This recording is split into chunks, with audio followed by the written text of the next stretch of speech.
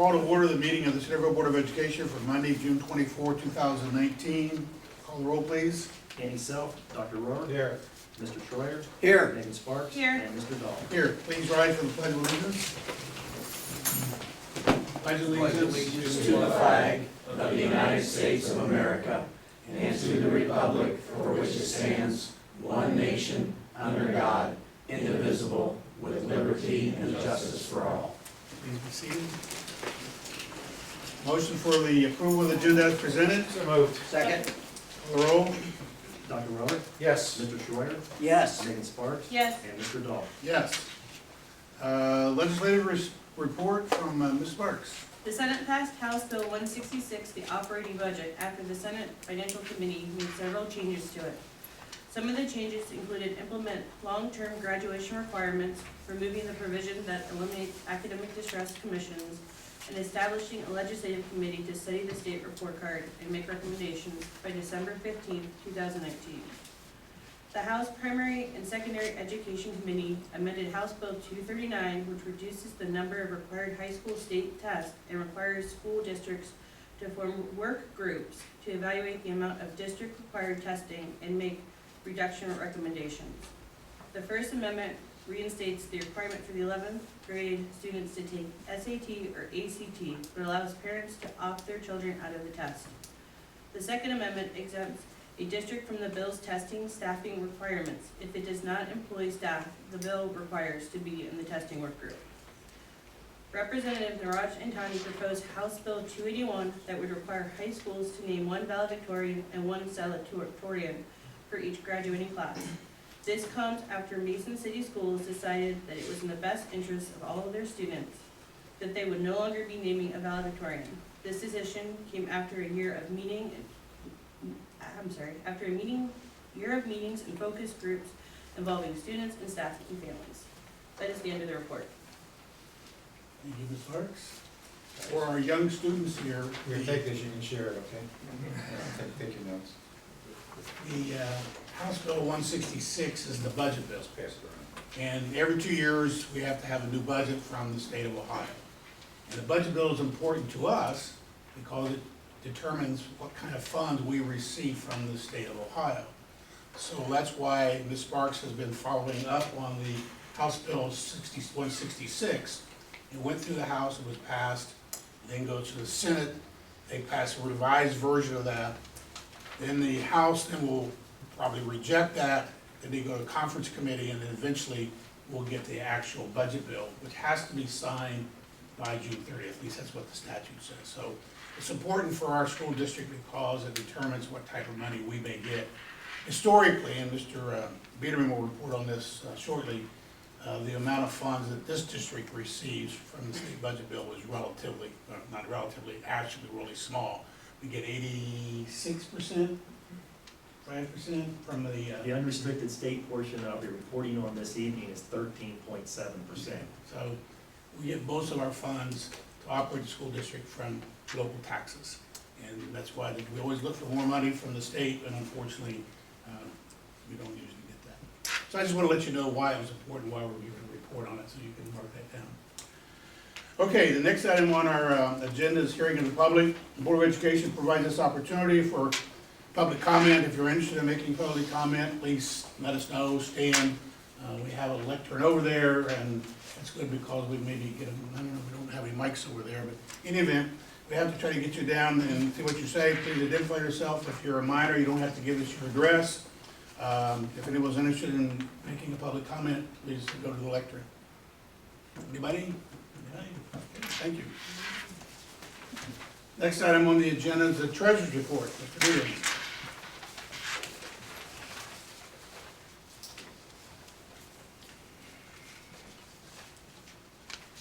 Good evening, everybody. This is the treasurer's report for the month ending May 31, 2019. Speak loud. I'll speak louder, yes. General fund revenue from all sources this fiscal year is meeting or exceeding both the original and revised estimate with only 1 month remaining in the year. This chart shows the majority of our general fund revenue comes from real estate property tax, collection, and this revenue is 100% received for the year. The utility, personal property tax, and the reimbursement state rollback are also both 100% received for this year. There are three categories with some revenue yet to be received. Unrestricted state at 91.9% collected. Oh, back up one. And the other revenue category at 94.3% collected. And the restricted state at 97.1% collected. It is important to note once again the unrestricted state funding that we are waiting to see what happens with the upcoming biennial budget. Currently only makes up 13.7% of our general fund revenue. This is the reason why we have to rely on our community for the majority of our financial support. We are thankful that our community has historically supported our district well. Next month, I will be able to report the actual revenue to the board in all the categories.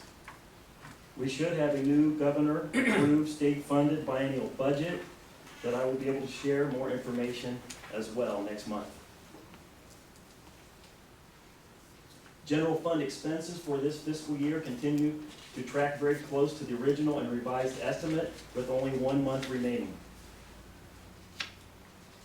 This chart shows salaries and benefits are both just over 92% spent of the revised budget with 1 month remaining. The combined expense total for these two categories will be very close to the revised budget at fiscal year end. The services, supplies, equipment, and the fees categories, which are much less financially significant, will also be below the budget at fiscal year end. In my report next month, I will also be able to share the actual percentage of overall expenses, and they will be below the original and revised budget as well at the end of the fiscal year. This last slide summarizes the 2018-19 proposed final amended expense budget for all funds, needing board approval totaling $144,315,560.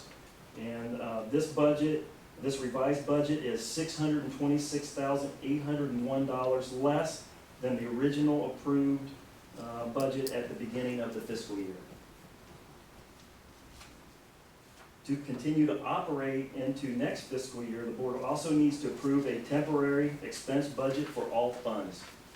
The temporary total of $43,267,206 on this slide for the 2019-20 year represents 25% of the final amended total for 2018-19, except for the bond retirement, permanent improvement, and nutrition services funds, which are all estimated at 100% for next year.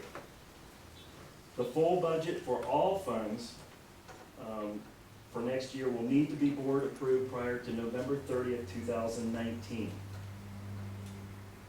This concludes my report, unless there are any questions from the Board of Education.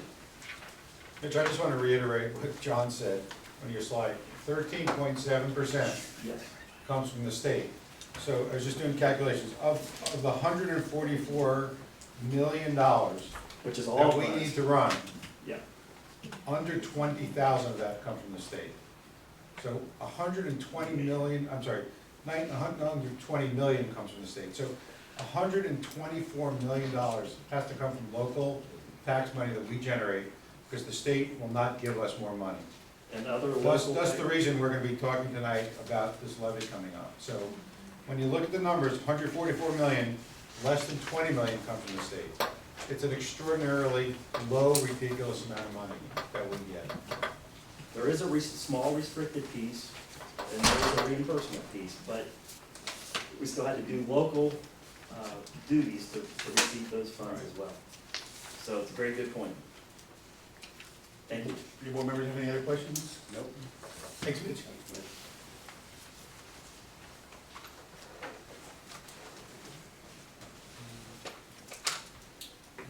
Next thing on the agenda is the treasurer's recommendations. Need a motion approving the following items: monthly financial report, fund activity report, appropriations, general fund spending report, general fund summary comparison. POs included in statement number 7, approved by administration then and now, certified by the treasurer and supported by board resolution totaling $147,611.44. So moved. Second? Call the roll, please. Dr. Rohr? Yes. Mr. Schreier? Yes. Megan Sparks? Yes. And Mr. Dahl? Yes. We're going to approve the minutes for the next, for 2 meetings, May 28, 2019, June 17, 2019. Need a motion, please? So moved. Second? Call roll. Dr. Rohr? Yes. Mr. Schreier? Yes. Megan Sparks? Yes. And Mr. Dahl? Yes. Next thing we're going to do is approve the items that Mr. Biederman just talked about. Need a motion considering approving the FY 2019 final amended appropriation and certification of estimated resources in the amount of $144,315,560. So moved. Second. Call the roll, please.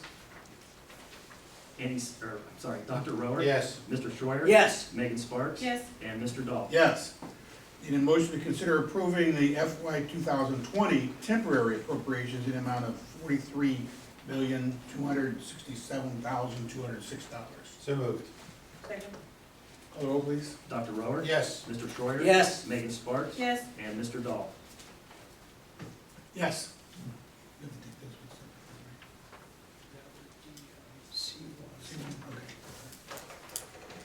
Next, we have recommendations from the superintendent. The superintendent recommends accepting resignations as listed on Schedule A. Superintendent recommends the employment, change of employment status, or change in contract status for the certificated personnel listed on Schedule B for the salaries, programs on the effective date given. Superintendent recommends the employment or change of employment status of support staff personnel listed on Schedule C for the salaries, programs on the effective dates given. Superintendent recommends the employment of the personnel listed on Schedules D and D1 for supplemental contracts or extra duty assignments. And the superintendent recommends the granting of leaves of absence for personnel listed on Schedule D for the reasons on the dates given. So moved. Second. Call the roll, please. Dr. Rohr? Yes. Mr. Schreier? Yes. Megan Sparks? Yes. And Mr. Dahl? Yes. Superintendent recommends the employment or change of employment status for the support staff personnel listed on Schedule C1 for the salaries and on programs on the effective dates given. So moved. Second. Call the roll, please. Dr. Rohr? Yes. Mr. Schreier? Yes. Megan Sparks? Abstain? And Mr. Dahl? Yes. Now we're going to resolutions. We need to consider a resolution declaring, if necessary, to levy an additional 6.9 mil tax levy for the purposes of providing funds for current operating expenses and for the general permanent improvements, and requesting the Montgomery County Auditor to certify the total current tax valuation of the school district and the dollar amount of revenue that would be generated by the additional levy pursuant to sections 5705.03, 5705.217 of the revised code. So moved. Second? Anyone like any comments? Well, I think I would just like to share with our community that this conversation or this resolution that we're asking the board to approve tonight is coming from a conversation that we've had for a long time. For over a year now, we've been watching and looking out at our financial picture, our financial forecast, and really since the start of 2019, we've been reaching out to our community and gathering information through in-depth phone interviews, through focus groups, and also through phone surveys with our community. And so basically, we have not gone back to our community for about 6 years now. And in most school districts, they tend to go back in about every 3 or 4 years. So we as a district, as a school board, and as all the staff in Centerville City Schools have worked very hard to be fiscally responsible, to stretch that money, those dollars, as far as we could over those last 6 years. And so we're now at a point where our revenue is not meeting our needs, and we're just starting to expend more money than the money that we're bringing in. So some of the things that have changed over those 6 years include things like school safety. A lot of finances have been spent on school safety, things like College Credit Plus, other things that, just general operating things in our district, and a number of other things. Mr. Dahl also mentioned a permanent improvement piece of this levy. We have one building in our district that's about 95 years old, and several other buildings that are approaching 50 years. So part of the information that we receive from our community is that they want us to be able to retain and attract highly qualified teachers to continue to make our great staff that we have. They want us to take care of our facilities. They want to make sure that we can continue to operate and have the outstanding programs like advanced placement and honors courses that we currently have in the district. And so the time is right for us as a district. Unfortunately, we have to go back and ask for more community support. So basically, we're asking our community in November of 2019 to make the commitment for about $20 a month to step up and support our community and keep Centerville City Schools strong, to continue programming and make sure that we continue the excellence that I think our community has expected and deserves. So, Any board members want to make any comments? It's $20 per. for 100,000 per year. Anything else? No. One thing I would like to say is that school districts are not like manufacturers. They wouldn't manufacture products which we can sell in the open market and make a profit. All companies want to go out and make a profit. We're a service industry. We provide a service to the community, and I always tell people this: our community doesn't want excellence, they demand excellence. In order to demand excellence, you have to pay for excellence, and that's what Dr. Henderson indicated. We want all highly qualified teachers. We want highly qualified employees at every position we have. We want the best safety so we can protect our students when they're in our charge. This is just a result of all of those items that happen year in and year out. Luckily, we've been able to extend the last law we had to 6 years. Previously, most districts were 3 or 4. We've stretched them out to 4 and 5 before. We've stretched this one out to 6 years. But it's time now for us to take some action. As Dr. Henderson indicated, we just didn't do this on a whim. We spent a lot of time discussing it among ourselves. But not just ourselves, we had surveys to go out. We've had focus groups. We've had people come in and talk to us about it, members of this community. And based on all that information, a decision was made. Now is the time to put the levy on the ballot and request the support of our community. We think the community wants that. We think the community deserves that. Quite frankly, I think the community demands that because they demand excellence, which is our duty and responsibility to provide once we receive the support from the community. Call the roll, please. Thank you, John. Dr. Rower? Yes. Mr. Schreier? Yes. Megan Sparks? Yes. And Mr. Dahl? Yes. Next item on the agenda, consider accepting the best value bid for property and liability insurance from Liberty Mutual and Denoyer Group for a total revenue cost of $240,799. So moved. Second. Call the roll, please. Dr. Rower? Yes. Mr. Schreier? Yes. Megan Sparks? Yes. And Mr. Dahl? Yes. Next item is consider approving the elementary, middle, and CHS Code of Conduct for 2019 and 2020 school year. So moved. Second. Call the roll, please. Dr. Rower? Yes. Mr. Schreier? Yes. Megan Sparks? Yes. And Mr. Dahl? Yes. And consider a resolution waiving a Centerville City School District student transportation requirement, providing the CHS Environmental Science Team to take a district-owned school van to compete in a national soil conservation competition held in South Carolina, was still compliant with state law. Congratulations to our environmental science team. So moved. Second. Call the roll, please. Dr. Rower? Yes. Mr. Schreier? Yes. Megan Sparks? Yes. And Mr. Dahl? Yes. Before we adjourn, I just want to say these last 3 items are things that have been reported on, talked about, discussed. We've received plenty of bids for on the insurance thing. It's not something, again, that we do very lightly. We spend a lot of time discussing these matters. Next item on the agenda is a motion for adjournment. So moved. Second. Call the roll, please. Dr. Rower? Yes. Mr. Schreier? Yes. Megan Sparks? Yes. And Mr. Dahl? Yes, we are adjourned. Thank you all for coming. I hope you all learned something. Quick and easy. Does anybody need an agenda?